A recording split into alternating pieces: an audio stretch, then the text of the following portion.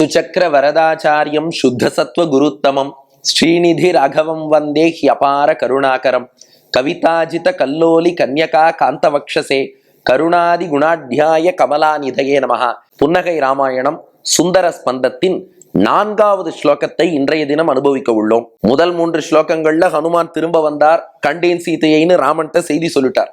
இப்போ ராமன் ஹனுமான்ட்ட கேட்கறான், அப்பா நீ ரொம்ப பிரீஃபா சொல்லிட்ட, எனக்கு எல்லாம் விரிவா சொல்லு. நீ எப்படி போன, சீதையை பார்த்தியா, சீதை என்ன சொன்னா, எல்லாம் எனக்கு விரிவா சொல்லுன்னு கேட்க ஹனுமான் ஒவ்வொன்றும் சொல்ல அந்த பிளாஷ்பேக்கை கேட்டு ராமன் பூத்த புன்னகை.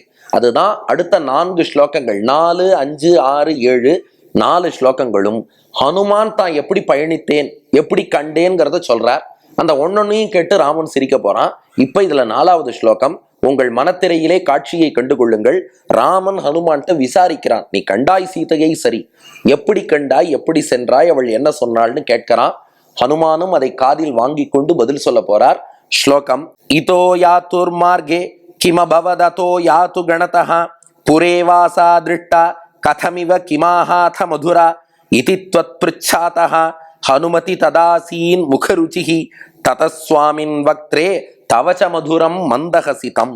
ராமா, நீ ஹனுமானிடம் கேட்டாய், ஈதோ யாத்தூர் மார்கே, ஹனுமனே நீ என்ன இவ்வளவு சுருக்கமா சொல்ற, ஈதஹா இங்கிருந்து புறப்பட்டு, யாத்துஹு மார்கே நீ இந்த மார்க்கத்தில் தென்திசை நோக்கி பயணித்தாயே. தென்திசை இலங்கை என்பது அரக்கர்கள் வாழக்கூடிய பகுதி. அப்ப அந்த இடத்தை நோக்கி நீ போயிருக்கன்னா, கிமபவத் அதஹா யாத்து கணதஹா, யாத்து கணம்னா அரக்கர் கூட்டம். அந்த அரக்கர்களாலே உனக்கு ஏதாவது ஆபத்து வந்ததா, அதை முதல்ல சொல்லு. அப்போ பெருமாளுக்கு பாருங்க, தாயார் கிடைச்சுட்டாங்கிறது ஒரு பக்கம் சந்தோஷம்னாலும் பக்தன் மீது பெருமாளுக்கு அவ்வளவு வாத்சல்யம். அதனால என்னுடைய பக்தனான நீ அரக்கர்கள் திசை நோக்கி போனாயே. அப்ப பாருங்க, அந்த 3 விஷயம் கம்பேரிசன் பாருங்க. சுக்ரீவன் தென் திசைக்கு போன்னு சொல்லும் போது, நான் யமனுக்கு சகோதரன், அதனால என் ஃப்ரெண்டு யமன், என் பிரதர் யமனுடைய திசையை நோக்கி போன்னு அவன் சொல்லிட்டான். ஹனுமான் என்ன சொன்னார், மங்களகரமா சொல்லணும்னு, எங்க அப்பா வாயு தென்றல் காற்றாக வீசும் தென் திசைக்கு போறேன்னார். ஆனா ராமனுக்கு பாருங்க பரிவை, தென் திசையில அரக்கர்கள் நிறைய இலங்கையில இருக்காளே, அந்த இடத்துக்கு போனியே, உனக்கு ஏதாவது ஆபத்து வந்ததா, அரக்கர்கள் ஏதாவது உனக்கு தீங்கிழைத்தார்களா, அதை முதல்ல சொல்லு. அடுத்து புரேவாசா திருஷ்டா கதமிவ, சரிப்பா சீதையை பார்த்தேங்கிறியே, எப்படி பார்த்த, அவளை எப்படி கண்டுபிடிச்ச, அங்க தேடினாயா, உன்னால் கண்டுபிடிக்க முடிந்ததா, எப்படி கண்டுபிடித்தாய். அடுத்து கிமாக அத மதுரா, அந்த இனியவளான சீதை என்ன சொன்னாள், ஏன்னா நீ என் தூதன்னு போயிருக்கேன்னா எனக்கு ஏதாவது செய்தி சொல்லி அனுப்பி இருப்பாளே, அப்படி சீதை என்ன சொன்னா. இதி த்வத் ப்ருச்சாதஹா, ராமா இப்படி நீ கேட்க ஹனுமதி ததாசீன் முகருச்சிஹி, இதை கேட்டதும் ஹனுமான் பதில் சொல்ல போறார். சொல்றதுக்கு முன்னாடியே பார்த்தா ஹனுமானுக்கு மெய் சிலிர்த்து போச்சான். ஏன்னா பெருமாள் பெருமையோ பிராட்டி சீதையின் பெருமையோ சொல்ல போறோம்னாலே ஹனுமான் எப்படி இருப்பாராம், மெய் சிலிர்த்து போய் கண்கள்லேருந்து தாரதாரையா கண்ணீரோட, எத்திர ரகுநாத கீர்த்தனம் தத்திர தத்திர கிருத்த மஸ்தகாஞ்சலிம் பாஷ்பவாரி பரிபூர்ண லோச்சனம், அப்படியே கண்கள்லாம் தாரதாரையா கண்ணீரா இருக்குமா, அப்படியே ரோமாஞ்சி தாங்கைன்னு சொல்லி அப்படியே மெய் சிலிர்த்து போயிடுவாராம். அதனால சீதையின் பெருமையை சொல்ல போறோம். அந்த சீதையை தேடி ராம கைங்கரியத்துக்கு நாம எப்படி பயணித்தோம்னு சொல்ல போறோம். அந்த ஆனந்தத்துல மெய் சிலிர்த்து போய் ஹனுமானுடைய முக ஒளி மேலும் கூடியது. ஆஹா, ஹனுமான் முகத்துல என்ன தேஜஸ்ன்னு அதை பார்த்து நீ ஒரு புன்னகை செய்தாயே ராமா.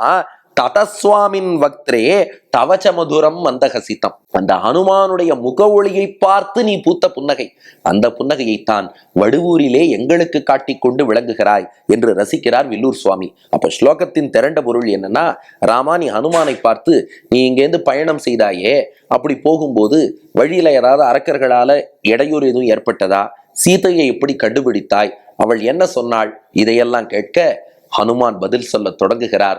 சொல்வதற்கு முன்னாடியே அவருக்கு அப்படியே முக ஒளி கூடியது, மெய் சிலிர்த்தது, ஆனந்த கண்ணீர் வந்தது. அந்த முக ஒளியை பார்த்து ராமா நீ பூத்த புன்னகை இது. இப்போ 3 விஷயம். புன்னகைக்கான காரணம் என்னன்னா, ஹனுமானுடைய முக ஒளி, அதை பார்த்து ராமன் புன்னகை செய்தான். 2, இந்த புன்னகை உணர்த்தக்கூடிய ஹனுமானுடைய கல்யாண குணம் என்ன அப்படின்னா, அவருக்கு பக்தியில சீதையின் பெருமையோ ராமனின் பெருமையோ சொல்ல போறாருன்னா, சொல்றது அப்புறம் அதுக்கு முன்னாடி மெய் சிலிர்த்து கண்கள்லேருந்து கண்ணீர் வந்து குரல் தழுதழுத்து போயிடும். அப்படிப்பட்ட பக்தி மிக்கவர் ஹனுமான். அதை இதிலிருந்து புரிந்து கொள்கிறோம்.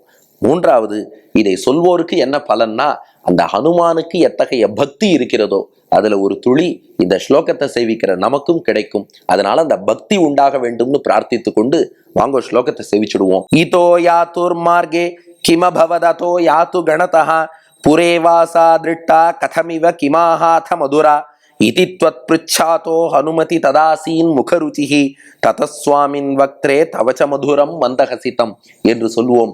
ஹனுமானுடைய பக்தியின் ஒரு துளி நமக்கும் அந்த ஆனந்த கண்ணீர், பக்தி கண்ணீர், புலகாங்கிதம், குரல் தழுதழுத்தல் உள்ளிட்ட அந்த பக்தியின் லட்சணங்கள் ஒரு துளி நமக்கும் ஏற்படும்படி ஹனுமானும் சீதாராமர்களும் அருள் புரிவார்கள். நன்றி, வணக்கம்.